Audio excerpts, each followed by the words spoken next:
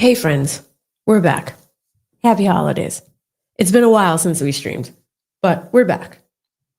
Today we're talking about the Jay-Z and Buzbee war, which is continuously growing with rapid speed, and we're going to do three things. One, the judge on the case has ruled on one matter, not all the motions that have come up, but one matter. It's like being anonymous, something crazy like that. We're going to take a look at that document. Next, I'm going to, of course, because this is what we do here on this channel, I'm going to teach you a little bit about the law and what exactly she ruled on. So we're going to talk about motions, 12B motions, or the 12 motions and the rules of civil procedure. So we're going to talk about that. Then Jay-Z's team, oh my God, here's the tea. Jay-Z's team dropped this video, and it's like a timeline of events that show that the accuser may or may not be telling the truth. I don't know. But listen, I needed to pop on here because I know it's Christmas week. It's the holiday season, but we miss our chatterhood. We do. And, if you're not here for a while, like people, you guys know what the Karens sound like. They're like, Amy, what the hell? You haven't posted in days? I don't know what's going on, so I'm just gonna unsubscribe. that happens. That happens when we're not here. So I hope you guys all had a wonderful holiday season. I'm getting over a little, you might hear it, I'm getting over a little thing because up in Boston, it likes to snow. The snow is so disrespectful. It just, it snows up here. And one of the after effects of snow is salt, because the salt on the roads and the sidewalks, the salt melts the snow. So I have been having some sort of reaction to all the salt everywhere. It's everywhere. Oh my God. It's on the roads, it's in your car, it's in your house. So I've been sweeping and mopping and trying to get rid of the salt, but the salt is everywhere. It's all over the place. It's crazy. Shout out to all of you guys. Yes, please hit the like button on your way in. We're going to do a little power hour together. Little power hour. We've got a lot of cases to cover in 2025. So we're going to be here. We took a little break, but we're back. Hit the like button for me. That's all you got to do. Somebody said you need some Boston boots. Yes, yes, you do. Boston boots, Boston shovels, all this ice and snow everywhere. I mean, it's better now for a week. At least we're going to be in the 40s for the next few days, but I've not been having a good reaction to the salt. Like, forget the snow. It's the salt. It's like, what is this? Shout out to JJ who's in here. Free Thugger is in here as well. Paint and Sound. Good to see you, Paint and Sound. Ernesto says, mucho gusto. Mucho gusto, Ernesto. How are you doing? Debbie's in here. African and Blessed. Tom, good to see you. Shawnita. Ron, how you doing, Ron? Don't y'all miss the YSL trial? We used to come together every day. Now it's like, whenever there's some legal things popping. But we're here. We are here. Thank you so much, Islet. Aegis here. Akeem. Good to see you, Akeem. D. Oh my goodness. Been a member for 9 months. Says, let's get ready to rumble in court. Baker Boy. Good to see you too, Baker Boy. Johanna. UFO. Oh my God. All my favorite people. Michael Love. How was that virtual traffic today? How was that virtual traffic? Sorry, Michael Love just dropped a super. We're going right into that one. I just got back from Cancun to Southern California. He's talking about how lovely the weather is and how warm it is where he just came from to where he's going. He said, the only salt is on my eggs. All right, guys, let's jump in. Thank you. I know a few people have dropped some other super chats. I'm going to jump on to that. I hope you guys all had a great Christmas. Let's start with the timeline video. We're just going to jump right on into the tea because everybody's talking about it today. So if you have not been familiar with this Jay-Z Buzbee situation, and I tried to keep it objective over here. Your opinion is your opinion. We're going to keep it to the end. We're going to do a poll. You let us know if you think that this accuser is telling the truth or she's not. Here's the deal. About a month ago, a woman about 39 years old now, at the time was 13, went to the VMAs and found herself, I don't know how a 13-year-old was there, found herself in a situation where she was in a room with allegedly Diddy, who we are calling Jay-Z, Celebrity A. Name has been ripped off. The name was named off that lawsuit, Jay-Z, and Celebrity B, which is a woman that is not going to be named at this time. Now, Jay-Z is like, listen, we're not doing this. Who do you think you are? This is Hove. Who do you think this is? Who do you think you're rocking with? Like, this is Hove. Okay, you're gonna put my name in a Diddy lawsuit. Now, here's the thing: a lot of people have been very critical of me because this has been dividing up the internet. Some people are like, "Hey, the woman's telling the truth." Okay, I'm going by the legal documents. Jay-Z's team is fighting this very, very hard. I came across a video where we are looking at a timeline that we are going to examine together, guys. Court of public opinion. I want you to save your opinion for the end. So let's look at that video because I believe it came out within the last 24 hours. And we'll look at the timeline that Jay-Z's team has gone through. Shout out to Free Melly. Why is Yak not free yet? That's a good question. I've been trying to get with Seti, who was supposed to call. Let's go to this one for a second. Sidebar. Yak is still in jail for the YSL trial. Yak Gotti's mom was going to come on the channel and talk last week. I don't know what happened. I'm trying to get in touch with Seti Nash. We were trying to set it up so that way you guys can hear what's going on. Just know, Melly, I'm working on that, but I need Seti to call me back. So I'm working on that. Now, back to this situation. So what's happening is Jay-Z's team is not rocking with this, no pun intended, because there's a lot of holes in the person's story. Now, the accuser is represented by one Tony Buzbee. You guys might remember him in October. He held a huge press conference with a big 1-800 number behind him and said, if Diddy has assaulted you, please call this number. A little bit of some ambulance chaser energy, right? But it's civil litigation. That's the name of the game in the civil litigation space. Okay, so he's got 2,000 phone calls. They reduce it down to the best 100 cases. Okay, so we have that. This woman, her case is one of those 100 cases. The issue here is Jay-Z, and he has a pretty good lawyer. Same lawyer that Alec Baldwin got over the summer, and Alec Baldwin got his case like he's off. He's not responsible. That resulted in a mistrial because of prosecutorial misconduct. So the attorney that he has is, in my opinion, a really good one. He's excellent. I would put him at top tier. And if you have Jay-Z money, I mean, of course, you can afford it. So you got this great attorney.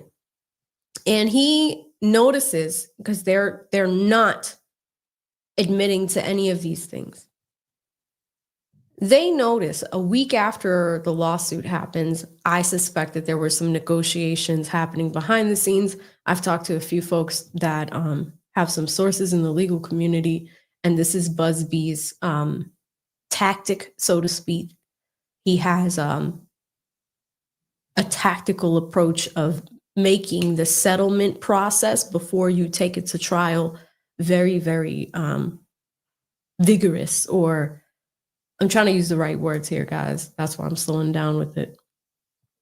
But at least it's a situation that has a lot of pressure involved, right? So there's a lot of pressure in the settlement process. If you think about Cassie, there was a very long settlement negotiation process between Cassie and Diddy. And, you know, Cassie had to put her foot on Diddy's neck a little bit, like, yo, we're going to put the complaint out. You don't want to settle? We're going to put the complaint out. And that's what happened. And within 24 hours, that lawsuit was settled. So sometimes when there are settlement negotiations, you have people that are stubborn in that process. That's the Cassie situation. Now with the Jay-Z situation, he's not folding. You can see that. Now, let us look at Exhibit A today, which is this wonderful new video that the Buzbee team, not Buzbee, sorry, take that back. The Jay-Z team released into the world within the last 48 hours. Mind you, a lot of what's happening here has been plastered on media within the last 2 to 3 weeks. Okay. Shout out to Megan Cuniff, who this comes from. It is on her website. She is a journalist. She's been covering a lot of things, including the YSL trial. I've never met her personally or talked to her, but respect to her channel. That is a source of this video. So we are going to check that out now. I'm gonna make it big for y'all. Let's go. As we look and review these alleged accusations against Mr. Carter, the timeline and details that Jane Doe has provided in her formal complaint do not create a scenario in which any of the accusations are plausible or possible. Time doesn't lie. These accusations bring to question all details of the complaint, the reasonable timing of each moment, and how this all could have happened, which is irrefutably not possible. In her complaint, Jane Doe states that these points: she snuck out of her window and had a friend drive her to the VMA location, Radio City Music Hall. To get to the after party, the drive from the VMAs to the residence was 20 minutes, that the driver had to drive Diddy to the after party first from the VMAs, then come back to get her to bring her to the after party, that Diddy and Mr. Carter were at the residence by the time she arrived, that after the alleged sexual assault, she navigated through the party to the exit and ran to the nearest gas station to call her father to pick her up. Okay, so real quick, we're going to stop and examine these because a couple things come to mind. One, I read you guys a complaint about a week ago. So we know that all these things are in the plaintiff's complaint. Buzzbee represents her. A week later, I don't know why Buzzbee had her on the news. I think it was NBC, and there was an interview, and there were a lot of inconsistencies from what she said in that interview versus what was in the lawsuit. So that is the big buzz behind this, right? She mentioned, like, they had her father on the interview, and her father was like, I did not pick her up, but that is a fact that she put in there. Underlying factor you need to consider, dear viewer, court of public opinion. The woman does have autism, which is confirmed. My opinion from a legal perspective is if I was her attorney, I would not put her on that interview or her father on that interview, because now the Buzzbee team has inconsistencies that they need to clean up. The other thing you need to consider, Buzzbee has been firing back, and I've been showing you guys all those things where he is saying that he's being targeted by Jay-Z and his attorneys, and he has proof of that on tape, that they're targeting prior Buzzbee clients and things of the like. Now, coming back to this, what are the bullets that we're looking at? One, she says that she snuck out of her window when she was 13 years old and had a friend drive her to the VMAs, which in New York was at Radio City Music Hall, right? That's what she's saying. That's the first thing. Keep in mind that it was a 5-hour drive from where her residence was at the time to the VMAs. Keep that in mind. Next, there was an after party after the VMAs, which she attended, allegedly attended. The drive from the VMAs to the house where that after party was happening was 20 minutes. So you have that. Next, she met a driver while she was at the VMAs because she was trying to find a way to get in to the VMAs. She met a driver who allegedly was Diddy's driver. And he was driving people to this after party. And it was just like, hey, you. Yeah, you over there. You look like Diddy's type. Do you want to come to a Diddy party? Which is it in 2025? That is an extremely alarming thing for anyone to say to you. Hey, you look like you fit the type to go to a Diddy party. You know, back then it didn't seem scary. So this 13-year-old was like, you know, I think I want to go to a Diddy party. Moving on. That driver had to drive Diddy to the after party first from the VMAs, and then came back to retrieve this accuser to go to the after party. Next, Diddy and Mr. Carter were at the residence by the time that she arrived. This video is already disrespectful. They're not calling Diddy Mr. Combs. They're calling him Diddy. But Sean Carter, he's Mr. Carter. Okay, let's keep going. Next bullet. That after the alleged assault, the accuser navigated through the party to the exit and ran to the nearest gas station to call her father to pick her up. All right? So keep all of that in mind, guys, because these are the things, these 5 things is what was included in the original lawsuit. Now let's see how Jay-Z's team takes it a step further. Let's continue. And that her father picked her up before dawn. To establish all of these alleged timings and make sense of a plausible timeline, we've started with the facts to understand the start and end to the alleged incident, which did not happen. Jane Doe, on the day and year, lived in Rochester, New York, over a 5-hour drive without traffic to Radio City Music Hall. The VMA's broadcast and show started at 8 p.m., which Jane Doe claims she watched outside on a Jumbotron. She would have had to leave her home at 2 p.m. to get to Radio City Music Hall on time to watch celebrities arrive, she claims, and be there for the start of the show. Jane Doe claims that her father picked her up before dawn on September 8th. Dawn on that day was at 6:29 a.m. For her father to drive from Rochester to pick her up, the latest the phone call from the gas station would have had to have been at 1:30 a.m. That establishes the start and end to our alleged timeline. Now let's work through the facts. The VMAs in 2000 ended at 11:11 p.m. Oh. Jane Doe said that the driver... Okay, couple things. We need to go back a little bit because I do want to look at the map. Let's see what they have. So here, on the left-hand side, and it's only a 5-minute video. I like to parse through these things so we can see what people are saying and go from there. On the left-hand side, you see Jane Doe's allegations. She alleges that on or around September 7th of 2000, plaintiff, then 13 years old, had a friend drive and drop her off near Radio City Music Hall so she could attend the VMAs. Okay. On the right-hand side, we look at the facts. Doe's friend, who allegedly drove her from Rochester to Radio City to drop her off alone, is now supposedly deceased and cannot corroborate her story. They didn't say that in the recording. We didn't hear that part, but do you see how it's on the screen? So the only person that can provide the alibi, so to speak, is dead. So you have that. Now, let's look at this lovely map, okay? So this map on the right-hand side, Rochester, New York, you look and you start seeing that blue line and how it just starts to drive south, is a 10-hour trip. Shout out to all the truckers that watch us. Even if you used Waze, sometimes Apple Maps is crazy, Google Maps,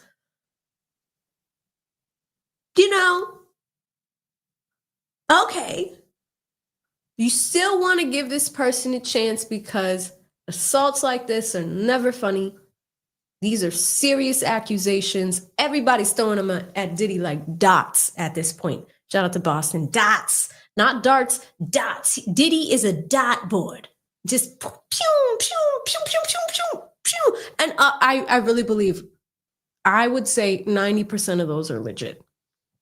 But you are going to have a small percentage of people where these stories are just a little strange. Keep in mind, Buzbee's responsibility as an attorney is to make sure that stories make sense. It's called Rule 11 of the Federal Rules of Civil Procedure. You don't sign something unless you verify it. He himself has said to the news that he did not verify all facts of this story because it was transferred from what? Another law firm. Let us go back to the map. The other thing, so not only is the woman that gave her a ride dead, the other thing that comes up is that it's a 10-hour round trip. So if you left at 6 a.m., dear viewer, you would arrive at 11 a.m. in New York City with no traffic. So do you see how Jay-Z's team is like, no. Let's use logic to break this down. Let us continue, because the person that is narrating did not tell you what we see on the screen, that the person that dropped her off is dead. I wish my soundboard was working. Dead. All right, let's keep going, because then they start to lay out the timeline. And I want to pause so we can analyze the timeline. 5-hour drive without traffic to Radio City Music Hall. The VMA's broadcast and show started at 8 p.m., which Jane Doe claims she watched outside on a Jumbotron. She would have had to leave her home at 2 p.m. to get to Radio City Music Hall on time to watch celebrities arrive, she claims, and be there for the start of the show. Jane Doe claims that her father picked her up before dawn on September 8th. Dawn on that day was at 6:29 a.m. For her father to drive from Rochester to pick her up, the latest the phone call from the gas station would have had to have been at 1:30 a.m. That establishes the start and end to our alleged timeline. Okay, pause. This is important, because we're talking about, you see how they lead with the start and end of the timeline? Now they're going to put everything in the middle and show you that it doesn't. If you guys were the court of public opinion, y'all, my viewers, if you were in a jury box, this is exactly what Jay-Z's team is going to show you. This is what they're going to show you. If the VMAs, the show itself starts at 8 p.m., then if you want to be there, and I mean 13-year-olds, their prefrontal cortex is not developed. It's not going to be developed until you're about 22, 23, 24, 25, one of those ages. Now, if you need to plan something and you need to plan travel, typically you might want to leave in the morning. I don't know where the 3 p.m. part came from, so I'll give her that as a point. I don't know where that part came from unless she said it in the lawsuit that she left at 3 p.m. But this is what I mean, where it's really important to pay attention to what people put in front of you if you were a juror. It says the latest Doe snuck out of her window could have been 3 p.m. So that makes this a little bit circumstantial. All right. Now let's go all the way to the right-hand side of the screen. The other thing is they're trying to show what time she left her home and what time she was picked up. Apparently, she snuck out of her window without her father's knowledge, right? And he had no idea that she was even gone. So if your child is gone all day and you don't know, no suspicious. I'm just saying. I mean, where you don't know where your kid's at. I mean, I don't know. I'm just skeptical here. So we have that. Coming to the right-hand side, 6:29 a.m. Notice that the words that they're using are latest Doe is picked up by the father, because the father said in this NBC interview that he, in fact, did not pick her up and he would have remembered a 5-hour drive. So if you have both of these people, you have the daughter who is autistic, and then you have the father who is like, I don't remember that. There is a problem with the way that this story is being told, right? Strange. I want you guys to pay attention to what they're putting on the screen, the words latest. The latest they could have arrived, the latest they could have been picked up, the latest she could have called the father. Let's see how they continue to break down this for us. Now let's work through the facts. The VMAs in 2000 ended at 11:11 p.m. Jane Doe said that the driver had to drive Diddy to the after party, come back to get her, then drive her to the party. She also stated that the drive was 20 minutes. That in total would have been 20 minutes times 3, which is 1 hour total of drive time. The earliest the driver could have picked her up is at 11:51 p.m., making the earliest the driver could have dropped her off at the alleged residence is 12:11 a.m. Irrespective of the details of the residence, this now establishes that the earliest she could have been at the residence is 12:11 a.m. Now, for her to call her father from a gas station at 1:30 a.m., we have to establish how close is the gas station from the residence. Out of the possible locations for the white residence, the nearest gas station is 42-minute walking distance. That means that the latest that Jane Doe could have left the residence after the alleged incident is 12:48 a.m. That creates 37 minutes for this 13-year-old girl to be at the party, talk to celebrities, have a portion of a drink, and for the alleged sexual assault to happen. For her to run out of the house, be in an area she knows nothing about, knows no direction as to how to get anywhere in the middle of the night, and find her way to the nearest gas station 42 minutes away to call her father to pick her up. Okay, so let's unpack that because that's a problem. And I always try to teach you guys when it comes to visuals, this is the court of public opinion, but when it comes to visuals, notice that that part is in red. If it's were to be put in front of a jury, they put it in red for a reason. Does it mean that everything on this layout is true? No, because what they're trying to do is cast doubt on the complaint. We are still very early in this lawsuit process. Like, guys, this is like the beginning stages of it. And we are already coming out with debunking timelines.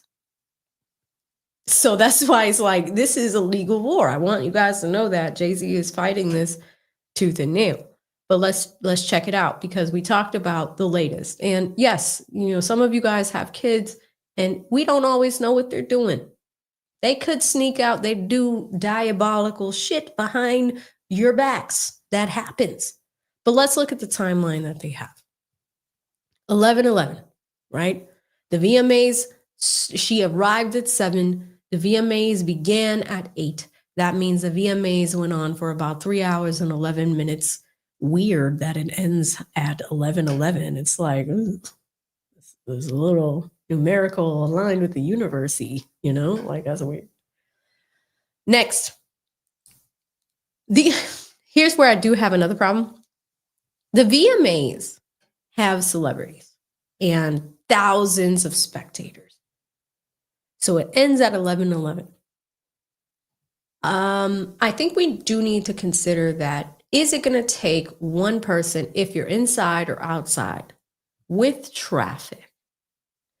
Is it going to take you 20 minutes to leave? If you're Diddy, maybe. But if you are a limo driver coming back to pick her up, because remember, look at this 20 minutes, 11:11, 11:31. And then after 11:31, you go straight to 11:51. So thinking about that, guys, is it a straight, clean cut 20 minutes? Can it be? Is it possible for a nationally televised event? All of you guys have gone to events. You've gone to comedy shows. You've gone to basketball games, football games. It's always a freaking nightmare getting out of there, whether you're in Boston or whether you're in Atlanta, which I have seen some Atlanta traffic after let out for some of these concert events and things, and it's not easy to get out of there. So I'm just saying, logically, we might have a little bit of a problem with the timeline in that area as well. Let's continue. So we have 11:11, 11:31, 11:51. Now, notice when I showed you the edges of this document, they say latest. All of the blocks in the middle say earliest. Okay? So we go from latest to earliest. So the earliest Diddy gets to the house is 11:31.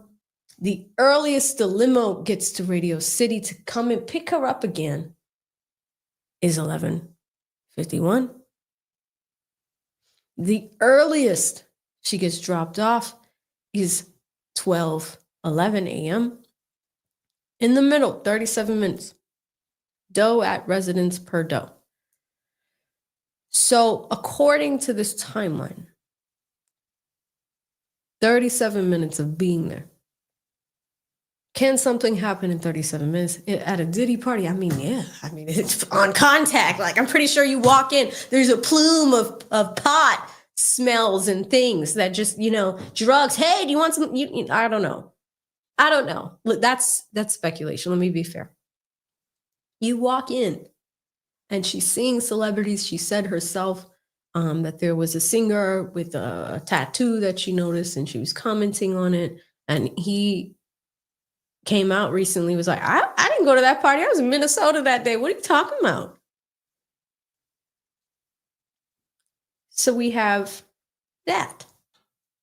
Now, highlighting on the 37 minutes, there is really another big point here. And this is where I am going to give the Jay-Z team some credit. After the alleged assault happened, she's in a room with Diddy, allegedly Jay-Z, and unknown woman, who everybody's trying to say is J-Lo, but we don't know yet. She escapes, runs out with whatever clothes she can muster, and gets dressed outside, I think. And once she gets outside, she runs, and she has to, and it's 2000. Do you have a phone or do you have a beeper or a pager? Do you have a Nokia with the snake game? What do you have to call for help?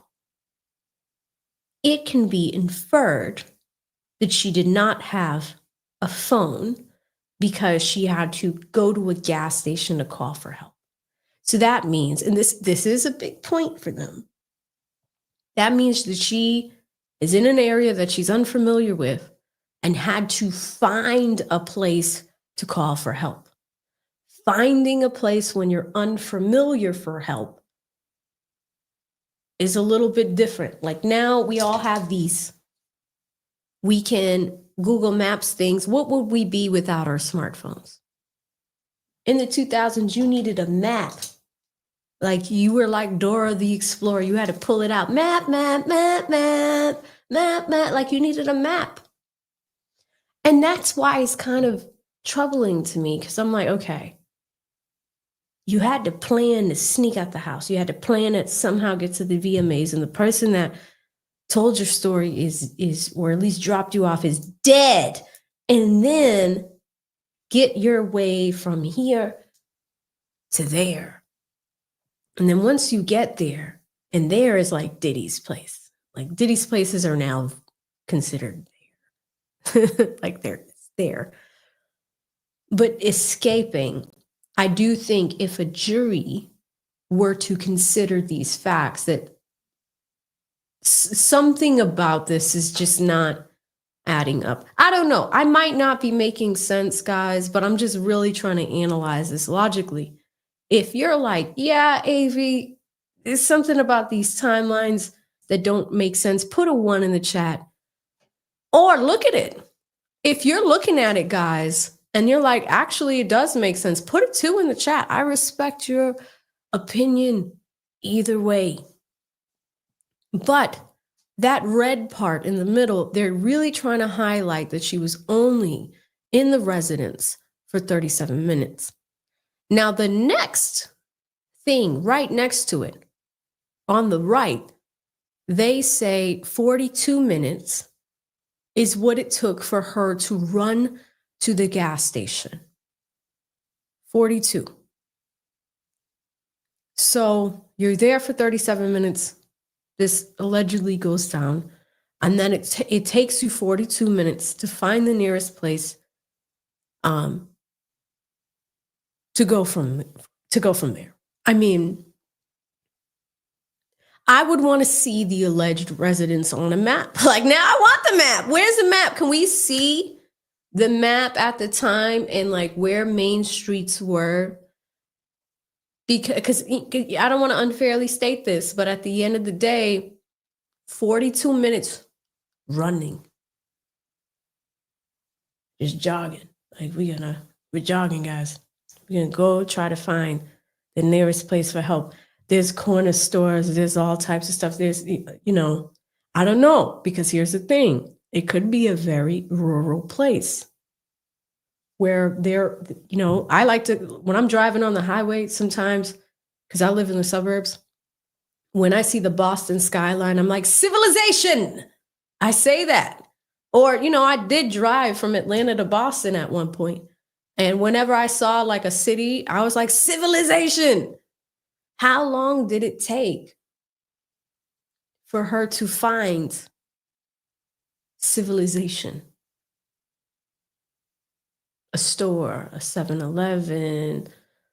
And I mean, at the same time, what's open at 1 o'clock at night? It really would just be gas stations.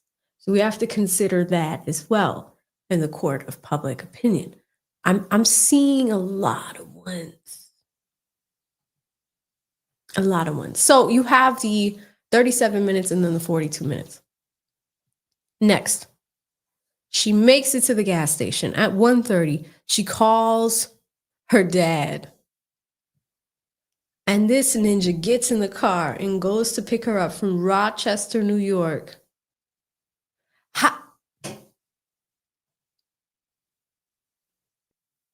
Okay, I guess if there's a gas station attendant, you can ask the person what the address is.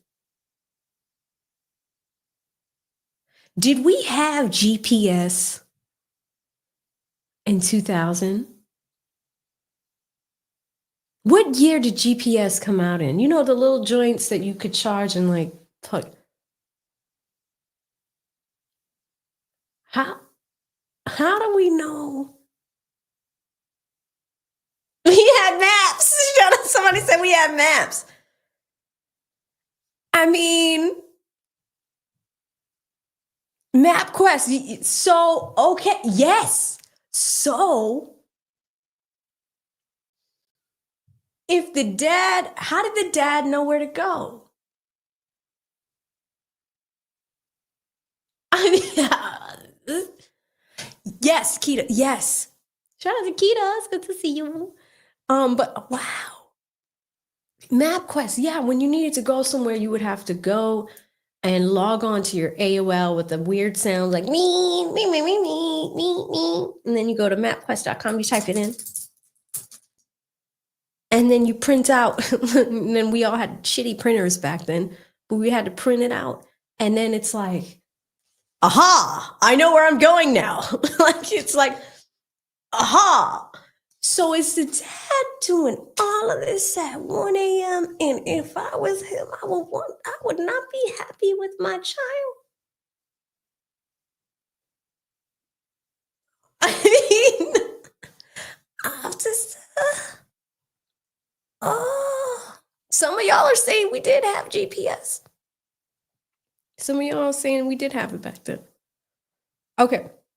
I just needed to unpack that with you all. Let's keep there's a little bit more time in the video. So let's see how they continue to talk about this timeline. This is all assuming that everyone left exactly on time at 11:11 p.m. once the VMAs ended, that there was no traffic after the VMAs in the 3 drives the driver made to transport Diddy and Jane Doe to the party. This is also assuming that Diddy and Miss Lopez did not attend any other after parties in the 1-hour period before Jane Doe arrived to the party. Oh, they brought up Miss Lopez. I was wondering when J-Lo is going to make an appearance in this. This is Jay-Z's team making this video. They bought her name in it. Oh, this is getting good. The tea, you guys. Oh my God, let's keep going. And separately, Mr. Carter either. And that without any directions in the middle of the night in an area she is unaware of, Jane Doe made it on foot to a gas station in 42 minutes. This is all not possible and irrefutably false. This alleged incident and timeline are not plausible, and this did not happen.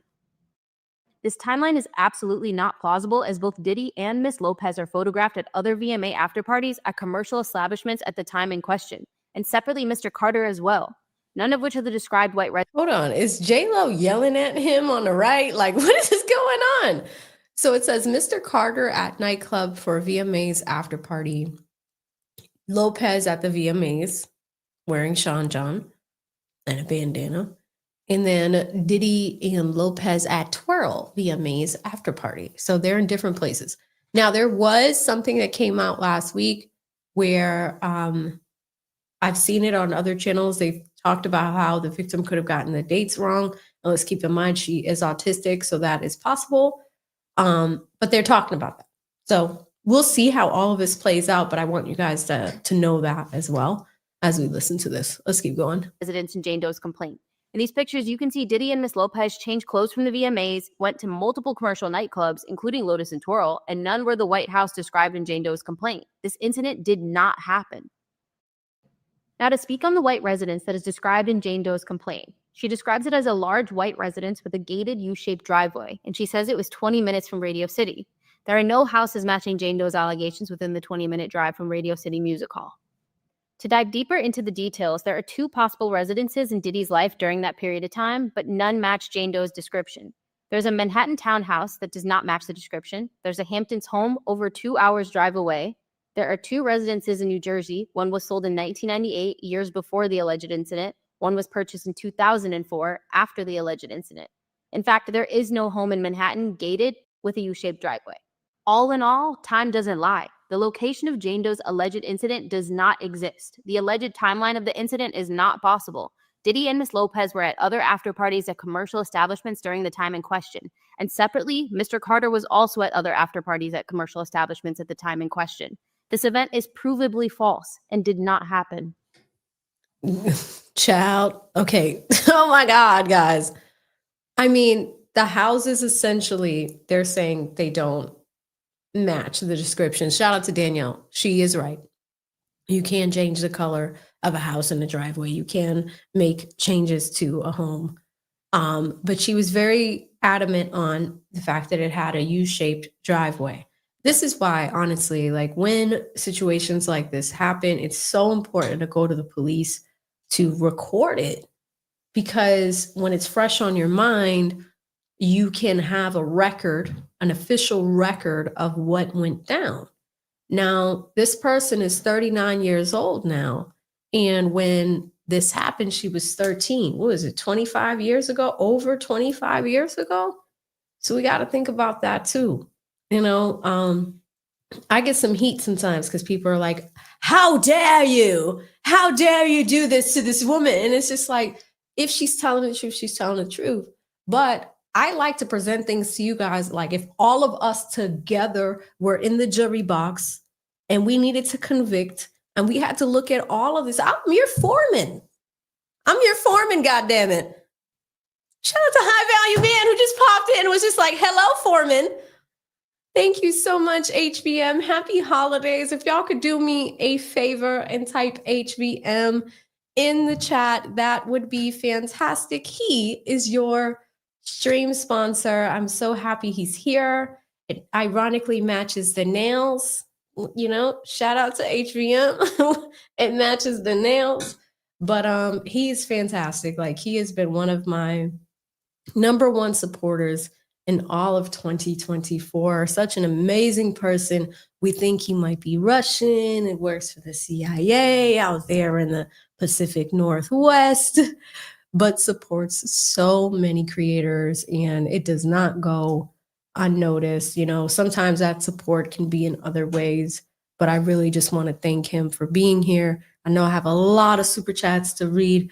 A lot of you guys have been supporting the stream, supporting the channel, and I so appreciate it. But if y'all could type HVM in the chat right now, that would be huge. I hope you're having a great day, HVM. It is almost New Year's. Happy New Year to you, my friend. I'm going to go ahead and make him the stream sponsor. But yeah, he's just great. Like, I can't say enough great things about him. And it's super generous too. You know, I'm not always streaming. Like lately, I've been trying to do shorter videos for you guys. So whenever we do come together, it's always good to see familiar names, familiar faces. Thank you so much, HVM.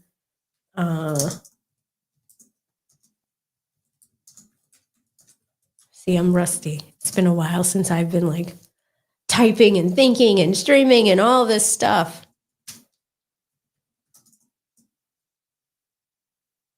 Okay, let me spell sponsor right. Like, that's a start, right?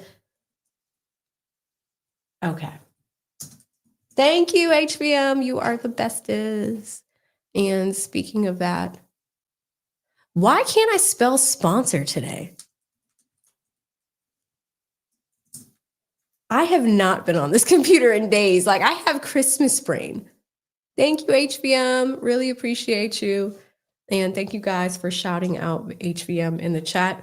We still have a few things to go through, but I did want to unpack that timeline with you first because the Jay-Z team did drop that. The other thing we need to talk about is Judge Torres. In this case, she had a ruling that came out on the 26th. Today is the 28th. So it doesn't stop for Christmas. Even though it's Christmas, the courts are still open the day after. They are ready to go. So we are going to check out her ruling because we do have a decision on the case between Jay-Z, Buzbee, and Jane Doe. However, Jay-Z still has a few outstanding motions that we reviewed together that have not been ruled upon. There are some deadlines in this. And of course, you guys know I like to teach you how the law works. We're going to close it out with an interesting video from Dame Dash today on the art of dialogue. I was like, Dame, what are you doing? Why are you getting in the middle of this, Dame? What are you doing? Shout out to D. We started off with D. He's been a member for 9 months. Thank you so much, D. Deonra then hits us with 1 gifted membership. Thank you so much, Deonra. Always appreciative of your time here on the channel. Shout out to Shanta. Good to see you, Shanta. She even has Christmas emojis with the tent. She says, hope you had a very Merry Christmas and best to you for 2025. Missed you, doll. Yes, guys, I had spent a lot of time with family this week, so that's why I've been a little MIA, but we are back on the content train, content machine. I've got a ton of videos we're working on for y'all, and we're going to get back on it. So the break is now over, and we are back. We are back. Thank you so much, Shanta, for the super chat. The Pat app has been a member for the month, says join the crew. Yes, guys, join. We have a lot of good stuff coming. I'm going to keep you guys apprised of everything that we're working on. And of course, we come to you guys for content ideas as well. So we'll have a members only post, I believe, tonight on a few things. So thank you so much. The Pat app, you're going to love it here, or you've already been here. Michael Love, we caught this one. That was funny. Free Melly, we caught this one as well. Deonra's back with another 2, says, AV, come back to the South. It's cold in Boston. Do you know how much I hate it here? I hate it here. I joke with my family. Like, it took me an hour to get to Boston yesterday. And I was like, I live in the forest now. Like, just all the garden gnomes, you know, hibernating animals. My dog don't like it. Like, she's just like, girl, if you don't put some boots on these paws, like, listen, it's a change. It's a change. So we'll be getting back to the South soon. Shout out to Emre, the boss, with the 2. No comment, no question, pure love of the game. Thank you, right? Appreciate you, right? Scooby-Doo. Scooby gifted 10 memberships. Thank you, Scooby. Mod here on the channel, always supporting, has been around since the YSL days when we were covering this case every single day. Thank you, Scooby. Really, really appreciate you growing the community. Love it. Thank you. If you received a membership from Scooby, I hope you guys say thank you. Shout out to Inspired Truth Broadcast at the 2 says, appreciate the timeline analysis. Yeah, because a lot of people were showing it and I was like, no, pause. Like I was doing that on other people's streams. I'm like, pause it. No, let's talk about that. Let's talk about the discrepancies. Let's talk about how the wording is. Let's be fair on both sides and see what works and what doesn't. What is legally possible, right? So thank you so much, Inspired Truth Broadcast. Shout out to Stefano.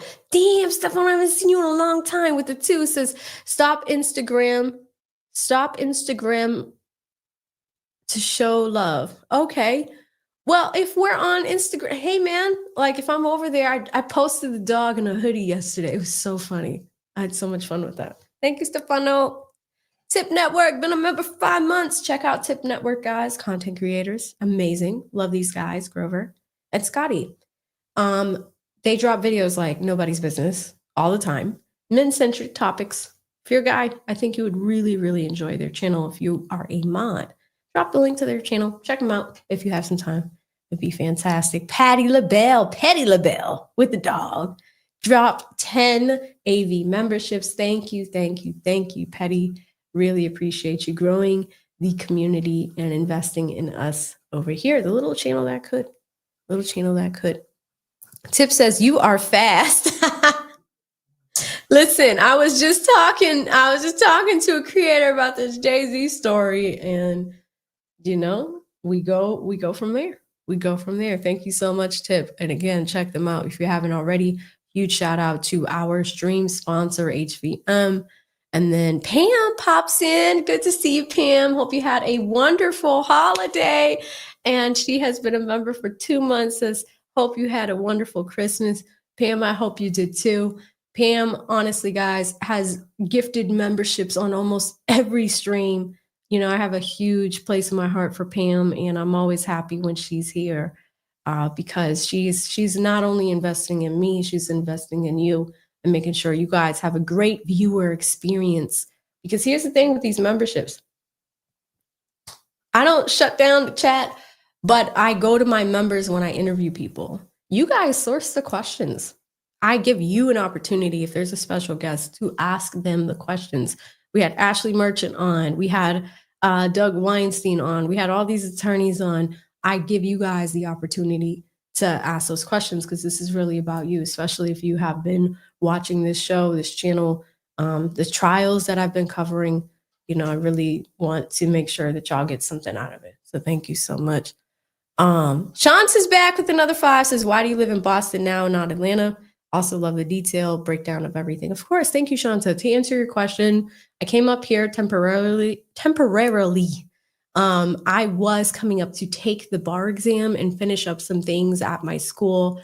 However, I was born and raised in Boston. I have family up here. So, you know, I came up here to do some school business and just finish it up. But I am very accustomed to the warm weather now. So I don't know. It may not be Atlanta again. It may be somewhere else. But I know in 2025, I definitely want to build towards being in a warmer climate. So that hopefully answers the question. And real quick, guys, shout out to Ankh.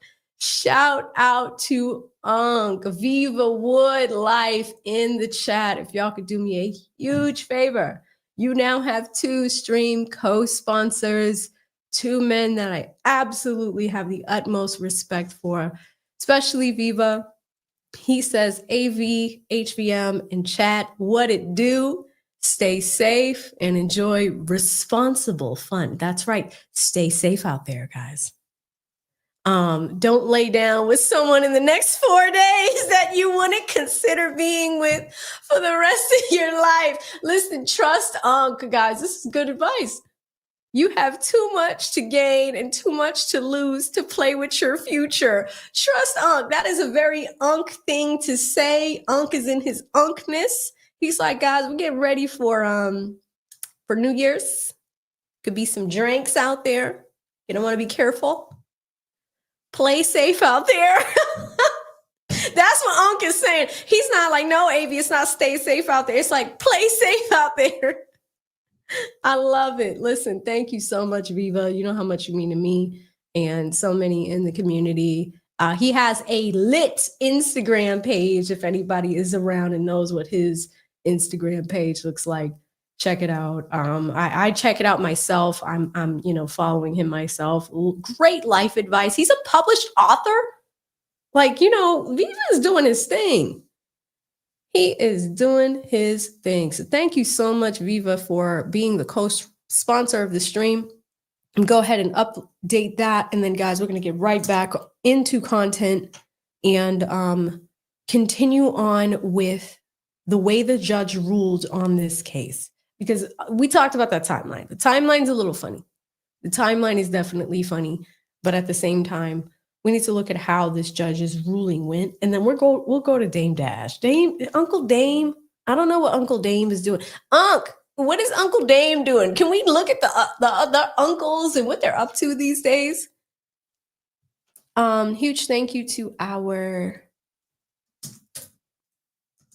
stream sponsors. I'm a little slower now, guys. Okay. HVM and Viva with Life. Thank you, guys. You are the best. And I hope y'all both enjoy your New Year's. Happy New Year, everybody. Okay, perfect. So we have our banner updated. We have our stream sponsors. I'm all caught up with Superchats. Why don't we come up to this? I always like to educate you guys as we go, right? I do want to show you a little bit about the judge that has made this decision. Her name is Annalisa Torres. So she is appointed by Obama, right? She is a judge in the United States District Court for the Southern District of New York. She's been in office since 2013. Obama appointed her. She is a New York City native, Harvard educated for undergrad, and Columbia for her JD. So this is a pretty well-educated judge, right? Now, looks like she lived in the Bronx. She's been a Democrat. Her grandfather was a family court judge and also assemblyman. She received her BA from Harvard in 81 and her JD in 84 from Columbia Law School. She was an associate at 3 New York City law firms. She clerked for a justice of the New York Supreme Court. She was a judge for New York City Criminal Court for 2 years. After that, she was a judge in civil court in New York. And she has been an active justice in the New York Supreme Court in the Bronx for 5 years, and then became an elected justice of that court in 2010, handling criminal felony cases and serving until 2013. She has been on the bench since 2012, so she has she's been around for a while. Now, reason why I wanted to give you guys some background on Judge Torres is because you can learn a lot about judges and the way that they write opinions. I have her opinion that just came out this week regarding some matters in this case, not the entire case, just some matters, because what we've seen is Buzbee file his complaint, amend the complaint in mid-December. Jay-Z's team is like, motion to dismiss, motion to strike, motion. They're shooting out motions. Not all of those have been ruled upon yet, but we do have some decisions that we're going to look at right now. So again, thank you so much to Viva and to HVM for sponsoring today's stream. Let's, without further delay, jump into that order. 5 pages is going to be super quick. But this is the judge's order that came out on December 26th. Okay. It says, plaintiff Jane Doe filed this action on October 20th, alleging a violation of the New York City Victims of Gender Motivated Violence Protection Act. By order dated on November 6th, the court provisionally granted the plaintiff's motion to proceed anonymously, explaining that the defendants had yet to appear in this matter and that the balance of interest weighing for or against anonymity, I can't say that word today, may shift as her suit continues. What does that mean?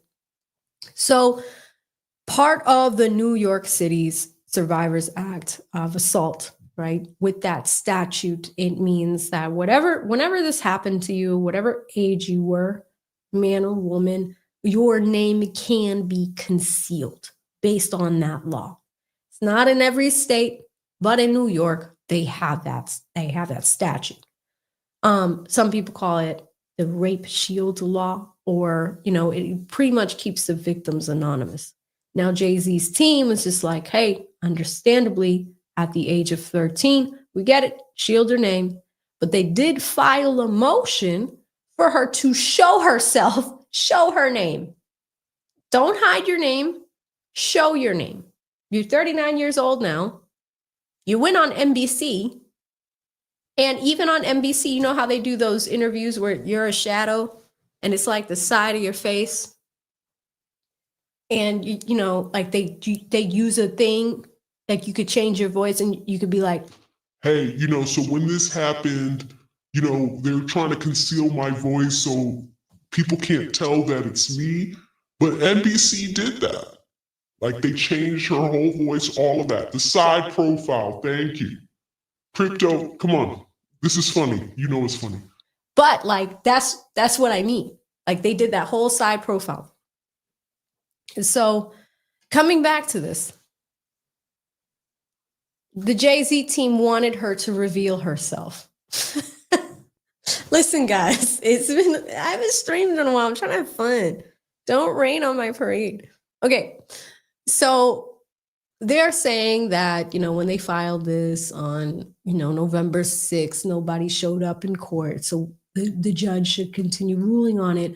But then the Buzbee team and the Jay-Z team started fighting a little bit over this thing. And they wanted to make sure that she revealed herself after they revealed Jay-Z's name in mid-December. It's kind of like tit for tat, right? On December 8th, plaintiff amended her complaint to add Sean Carter, known professionally as Jay-Z, as a defendant. Plaintiff again sought to leave to proceed anonymously. But this time, Carter's counsel appeared and moved to deny her motion in the alternative, to dismiss her amended complaint pursuant to Federal Rule of Civil Procedure 12b-1. Carter also moved for an expedited hearing on the issue.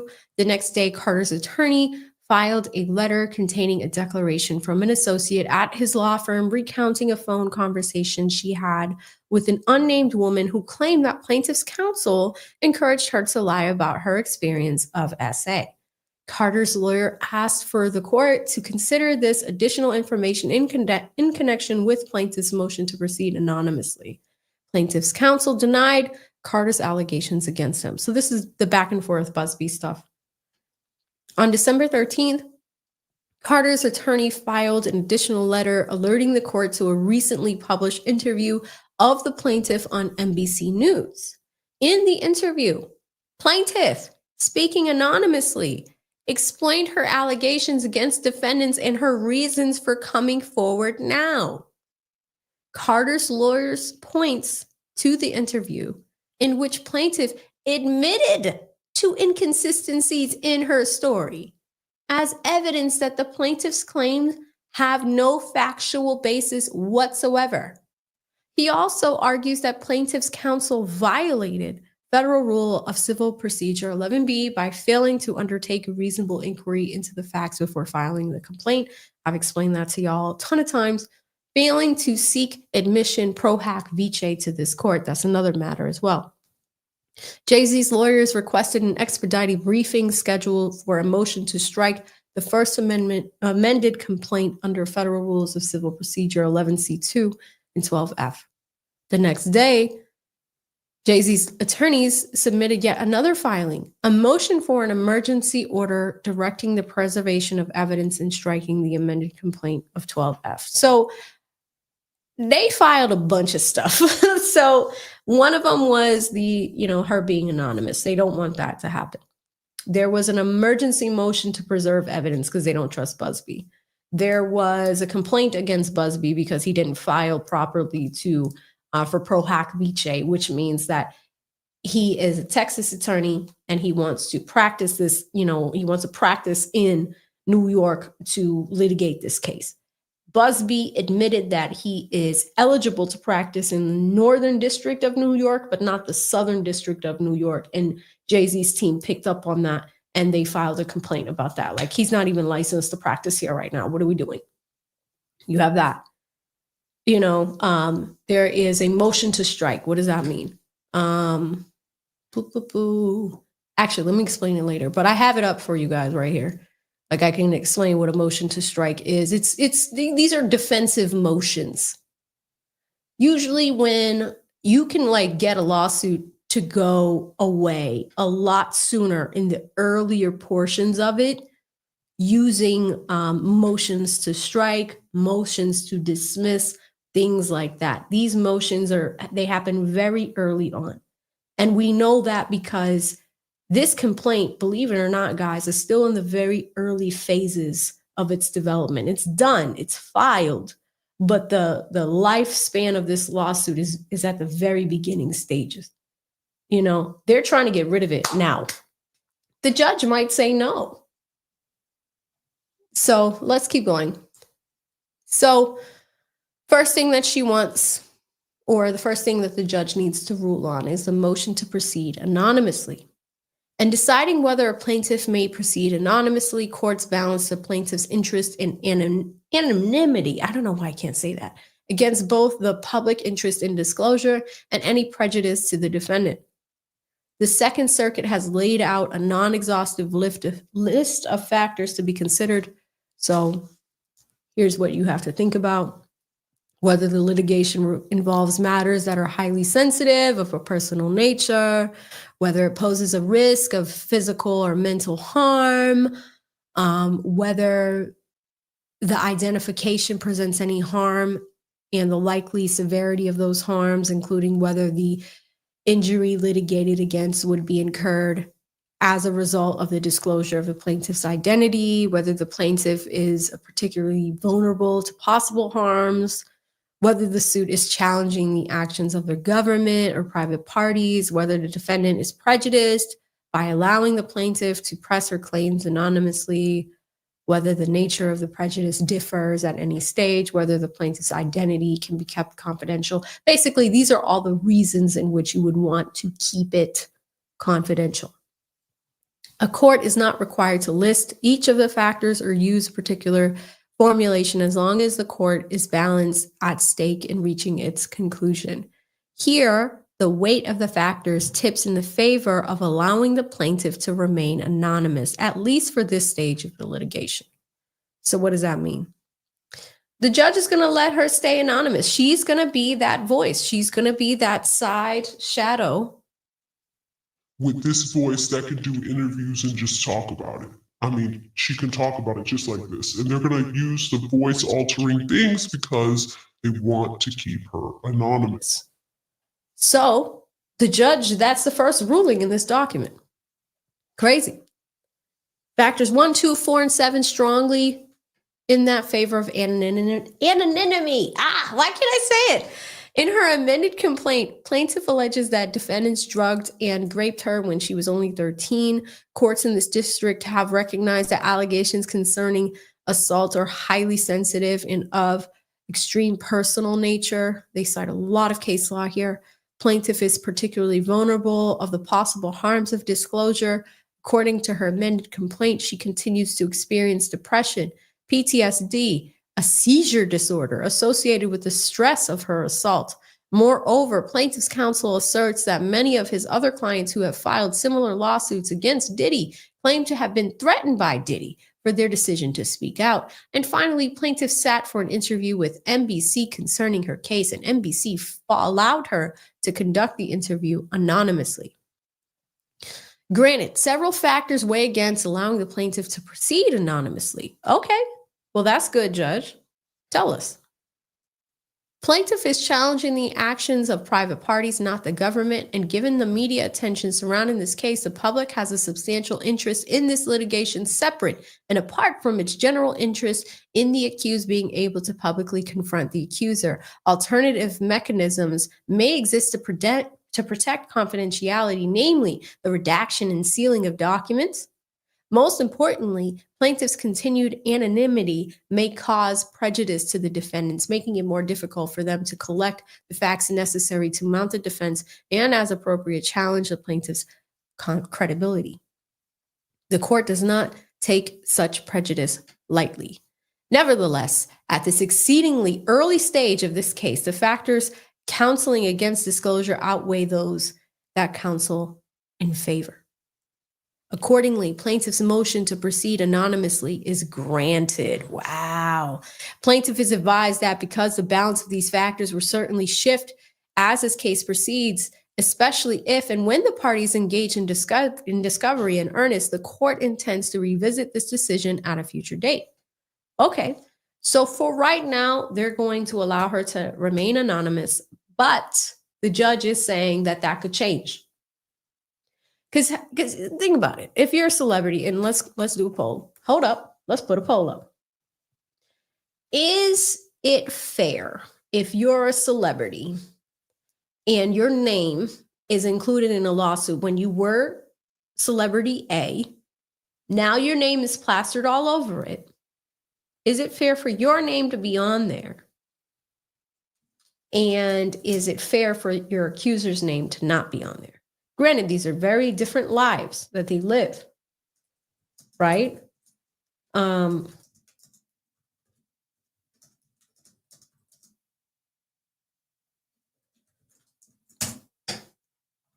putting a poll up. You guys start voting. Is it fair for the accuser's name to be sealed? Granted, that accuser's name is held confidential because of the law. The reason why I'm polling you guys on it is because maybe there's reform that's needed. Maybe, in this situation, it's unique. In other situation, it likely is appropriate. But we'll come back to that poll. I just want to know what y'all think. Let's talk about the remaining motions because I don't think she's ruled on this. Since Carter's attorneys first appeared in this case 17 days ago, he has submitted a litany of letters and motions attempting to impugn the character of the plaintiff's lawyer, many of them expounding the purported urgency of the case. Oh, she is complaining about Jay-Z's attorney, Spiro. She's saying that he's filing too many letters and that the case is urgent. One of them describes the plaintiff's counsel as self-promoting and accusing him of extortion, requesting to be heard on an expedited basis, accusing Buzbee as exploiting the legal process to generate media attention, asserting that Buzbee only seeks to benefit himself, requesting the shortening of a deadline from 21 days to 1 day.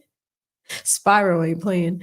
Describing Buzbee as willing to blatantly violate the core ethical obligations of all attorneys and requesting a hearing on a motion the following day. She is like, sir, if you don't sit down, like I know Jay-Z is your client, but y'all need to relax. Like this, there's rules. If the rule says 21 days for something, it's 21 days. Jay-Z's not getting 1 day. You don't write me and tell me to do something at 9 a.m. tomorrow. We've read some of those together, y'all. Like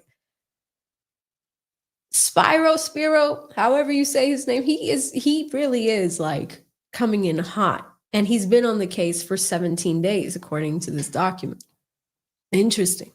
Jay-Z's lawyer's relentless filing of combative motions containing inflammatory language and ad hominem attacks is inappropriate. Oh. It's a waste of judicial resources and a tactic unlikely to benefit his client. The court will not fast track the judicial process merely because counsel demands it. She's like, you ain't gonna tell me what to do. Moreover, Jay-Z's attorneys assails Buzbee as having a chronic inability to follow rules. Carter's counsel has failed to abide by the court's clear rules. Under the court's individual practices in civil cases, and with limited exceptions, a pre-motion letter is required prior to the following of any motion. Although Jay-Z's attorney stated that he intended to file immediately a motion to strike the First Amendment complaint under 12F, he did not give the plaintiff the requisite 5 business days to respond and wait for the court to set up a motion schedule or state whether any exception to the court's individual practices applied. This is unacceptable. The judge is not happy with Jay-Z's lawyers. I'm just letting y'all know that right now. As I'm reading this, she's not happy. That's not good. Counsel is hereby advised that any further motions filed in violation of this court's practices may be denied on that ground alone. Lastly, although Carter's attorneys is entitled to file a Rule 11 motion without first seeking to leave of court, the court discourages this approach. Well, that's strange. Okay, let me explain that to y'all. Rule 11, we talked about that. It's Federal Rules of Civil Procedure is basically the map of how to file a lawsuit if you're an attorney. All the rules you need to file when you file a lawsuit. Okay, how to do it, all of that's a manual. Rule 11 means that in any lawsuit, as a lawyer, you have talked to your client, you've investigated everything that they said to you, and you're signing it, the very last page, as if it is true to your knowledge. Clients will lie to you, they do. But Rule 11 means that to your knowledge, you have done everything that you can to validate that what they're saying is true and accurate. Tony Buzbee did that and signed.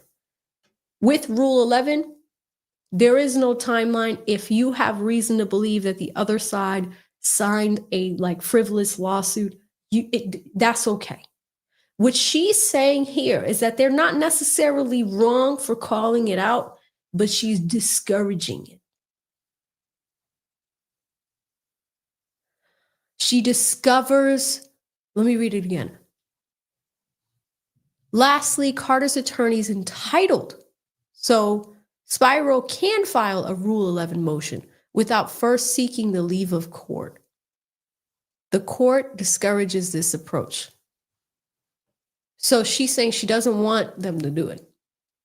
If he still intends to serve the plaintiff with a motion for sanctions, if Jay-Z's team wants to file a motion for sanctions to Buzbee, the court denies his request to shorten the safe harbor provision contained within Rule 11C2 from 21 days to 1 day. Okay, Buzbee did,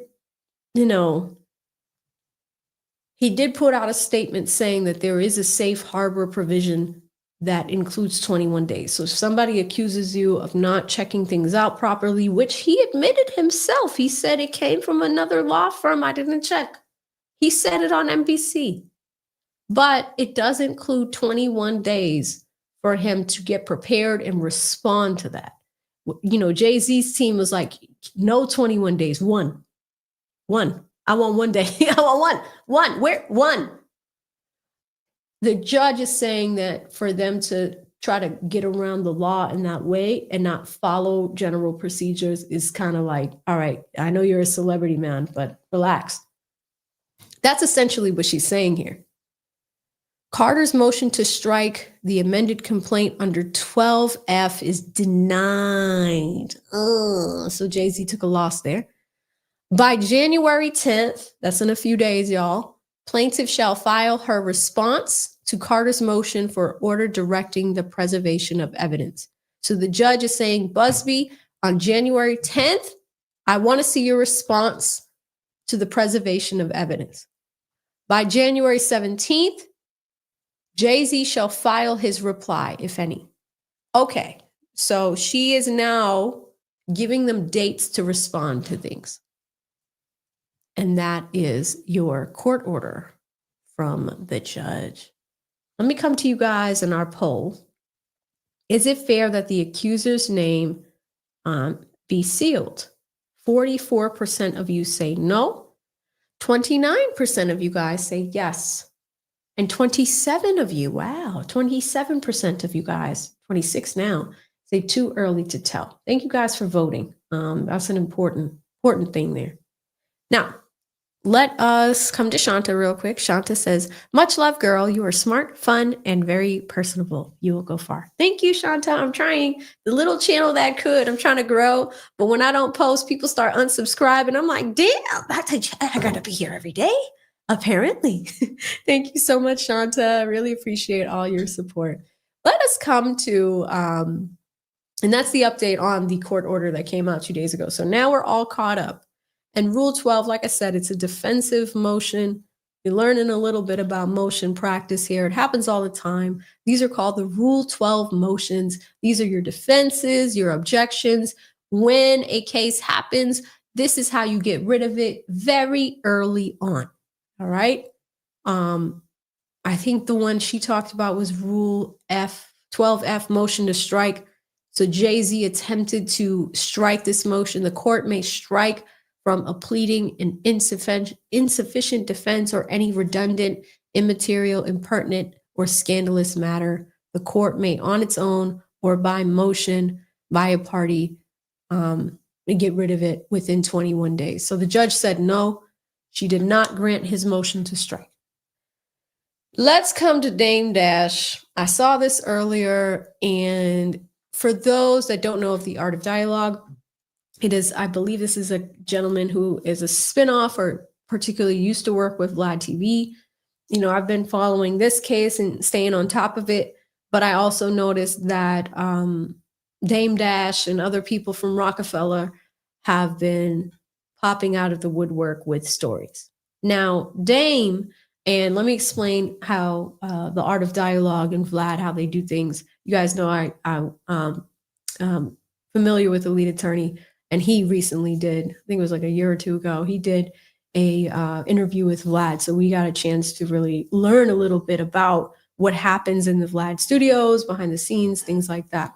Now, the Art of Dialogue kind of follows a similar pattern where they will film when they have a guest, whoever the speaker is, they will film a very long episode with that person, ask them a series of questions. They will jump from topic to topic. And what happens when you see it on their channel is they will have shorter versions of those videos. So it appears that Dame Dash did a recent interview with them and that a lot of it got chopped up into smaller bite-sized pieces.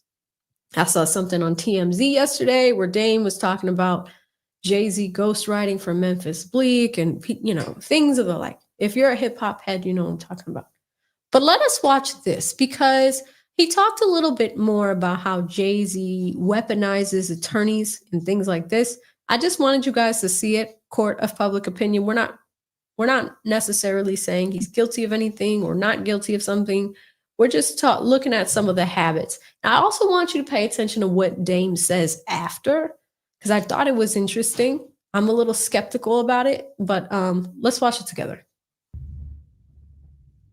And speaking of Bleak, he when it started the beef between Jay and Nas, right? According to him. I don't know. I don't know. I don't know about that one. I can't see Jay. Jay never got too mad over anything that happened to Bleak. Or like shit used to happen to him sometimes. Like it might take a chain here and there. Bleak chain was getting taken? Yeah, they could have caught him. But I'm not gonna do that to him. I'll let him tell that story. Crazy, man. And I remember back then you made a comment that, you know, Jay, he should have retired out the Blueprint. What made you say that? I don't remember. I don't really, honestly, like, unless he's fucking my money up, I don't give a fuck what Jay's doing, to be honest. But when he's fucking with my money, that's when I be like, you know what I'm saying? Like, it's enough. You know what I'm saying? Like, you know, I already walked away from the block. Leave me the fuck alone. But I don't, you know, like what's going on now is like interesting to know what's going to happen. And like everyone's interested. But other than that, I never really cared what he's doing. I really don't. How is he messing up your money? You know, like if I'm trying to sell something, him and his lawyers, Alex Shapiro, putting a false lawsuit on me, like, you know, like that, devaluing anything that I have or trying to sell. But, you know, or even down to like, we were selling Rockware, right, for like $400 million or whatever. I was going to make $40 million. And right before Tommy Hilfiger signs the papers, he makes an announcement saying that he's not fucking with Rockwell, that he's only fucking with S. Carter. The whole shit up. And I just feel like he did that only because I was going to make $40 million. Like, he just couldn't see. Wow. Like, they get so mad if I'm going to make money off them. Like, every time I could have made a really big check, he's always stepped in and intentionally fucked it up. That is a harsh allegation. And when I was watching this earlier, I was just like, okay.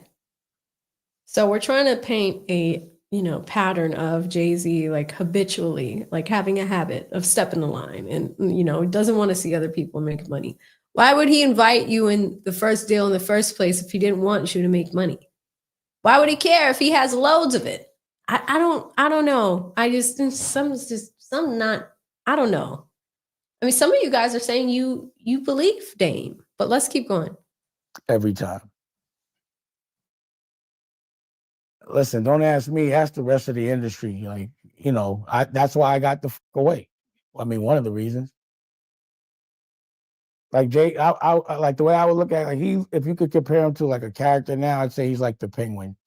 He's like ruthless like that with his friends or people that help him. At least that's how it kind of rolled out. Well, again, I don't want to talk about this all day because all they're going to say is, you keep talking about it. Like, now you asking me questions about it. You know what I'm saying? So, what I need you to say is, I asked Damon questions about Jay-Z. Don't just put up Dame shits on Jay-Z or shits on them. You got to say, I asked this question and he answered it, but he did not just out the blue start talking about Jay. And we talked about things, other things for an hour. Just for me, they have this, I don't think people say it. I think they're bots. Because everybody's been talking about this dude. I'm just not the only one. I'm the only one. If I say something, it's crazy. But I don't be wanting to hear it all day. You know what I'm saying? Like, I'll tell the truth, but the way people usually end up putting things out is they make it like I just volunteered to start talking about them. But people are really asking me questions about them. So the question I be wanting to know is, if everybody doesn't want to hear me talk about Jay, why the f do people keep asking me questions about it? You know what I'm saying? Because it's like a setup for me for people to be saying, "Oh, he's talking about Jay again," and you know that. So I don't mind, but just make sure that's clear that you are asking me those questions. You know what I'm saying? Like when they posted up, no, Dame wasn't talking about Jay. I just asked him these questions, but he talked about a lot of other shit. I just asked him questions about his history. But, it seems like it's a setup for people to be like, "Oh, you're always talking about him." I'm like, nobody cares about him, man. They just keep asking me questions. But why would he want to stop your money? Gotta ask him. I have no idea. I think just people just be salty. He's answering the question. Because I'm just happy. And they're not. That's what I be thinking. He's not the only one, though. There's Steve Stout, there's Leo Cohen. There's a lot of them collectively that are like, we got to shut Dame down. And we got to do anything we can. Unsaid it in the Vlad interview. And look at Vlad. Like, why is Vlad so butthurt? Like, on some level, I'm just starting to, no disrespect to gay people, I'm just starting to think he's gay. I thought because he was a Fed, but it's like, when a man is too petty and does things that seems like something that like scarred girls should be doing, I just be like, they must be gay. Because it's just gay. You know what I'm saying? Unless he's getting paid like Vlad to talk about me in every interview, talk about my money, talk about my pockets, talk about everything. Unless someone's paying him to do that, or unless he has some intent, and I don't want this to be the case, but I think he's the police. But unless it's just gay. That's my thing. Everybody that acts like that is just gay. No disrespect to gay people. I just feel like if you're going to be gay, you should tell people you're gay so they can know how to deal with you. But don't act like you're not and then be doing gay shit. Oh my God. That's the video. That's it. That's how it ended. I was like watching it earlier. I was like, what? I was more interested in because I think the way it was titled was talking about how like Jay-Z had tendencies to like sue people and not do it in a fair way, right? So I was more interested in that, but I was just like, all right, Dame, dang, crazy. But that brings us all up to our current day with this case. It looks like we have some deadlines coming up in January 10th and 17th with this legal matter. We are still following the Diddy case. There's a lot of things coming up. I think there is that other case in Georgia with Brian Steele representing the woman, the prosecutor that did not handle one of the cases correctly when it came to Ahmaud Arbery and what happened in his legal matter. So that's coming up in January as well. We got a few other things. Keefe D, the Tupac case, like you guys know, that one is very close to me, but he's going to trial very soon. There's a lot coming in 2025, so I'm really excited for it. I'm going to finish this off with a few super chats. Shout out to Michael Love with the 5, says, I believe an accuser's name should be private from the public only for safety reasons. I don't disagree, Michael. I think, like I said, when some of these situations happen, you definitely want to protect the victims by all means. But in this situation, I think the Jay-Z team is they're just throwing darts of things. And the judge recognized that. The judge was like, they're filing motions for all types of stuff, and they still need to abide by the rules. So thank you so much for that, Super. Shout out to E. Capone with the 5, says, hey, AV is a law nerd. I am a law nerd. You guys know that through and through. Shout out to Real Talk with Retta, hits me with the $5 Cash App. She says, thanks for explaining a whole lot of verbiage. I always try, guys. I always try. I try to make sure that when you come to this channel, whether you're participating in chat or you watch a quick video, that you are taking something away from it and learning as you go. Because you can go anywhere. People can explain lawsuits to you all the time. But I want you to learn something. All right, content schedule. Here's what we're doing. I am now starting something new where we're going to do lawsuits explained in 7 minutes. You get it? 7th power. You see the 7? Oh, you see it? You see it? Lawsuits explained in 7 minutes. That's what we're doing. So I'm now going to try to get to you guys daily and get you stuff very, very quickly. We are diving into the Blake Lively matter as well as the Hawk Tuah girl. Do y'all know who I'm talking about? The Hawk Tuah, the girl that's like, spit on that thing. She went viral. But now she's going to have to hawk to a judge because she started a whole crypto thing. Shout out to Cryptonomics. She started dabbling in crypto, and there's allegations of some fraud out there. So I have that lawsuit as well. But she going to have to hawk to a judge in a courtroom. So let's see how she handles that. A lot of these people go viral. They get a little bit of fame, a little bit of money, and do you have money to litigate? Right? Shout out to everybody that participated in the poll. 341 votes. Really, really good stuff there. Crypto says she's straight scamming. That wasn't no crypto. She wasn't in my world. We are not siding with the Hawk Tuah girl. But yeah, she got a Hawk Tuah lawyer. That right? We go. That's what she got to do. So we are working on all that content. Obviously, I love you guys. Y'all are the best. Thank you so much. This year is wrapping up. If you have not already, we did the top 10 legal moments of 2024. If you haven't seen it, please check it out. We just put that video out a few days ago. Other than that, we're just going to be hitting this algorithm hard. Twice a day is my goal in 2025. So you will be seeing a lot more of me, a lot more of AV. Real quick, shout out to 2 Minute Approved with the 20. Says, just because you said spit on that thing. Listen, that's what she said in the video. That's how she got famous. She was like, hot, and like men loved it. They were like, yes, spit on that thing. Okay, this is going left really quickly. But thank you so much. 2 Minute Approved, one of my favorites from the year. Just had to catch that real quick before we got out of here. But huge thank you to our stream sponsors, Viva Wood Life and HVM. I appreciate all of you guys. Thank you so much for supporting the stream, liking, commenting. If you're watching this on replay, let us know what you think about all this debauchery. What do you think about the timeline? Let me know. Let me know in the comment section. I would love to read those. All right, y'all, heading out for the night. We'll be back tomorrow with lots of content. Y'all have a good one. We'll see you soon. Stay safe out there. See you in the next one. Bye.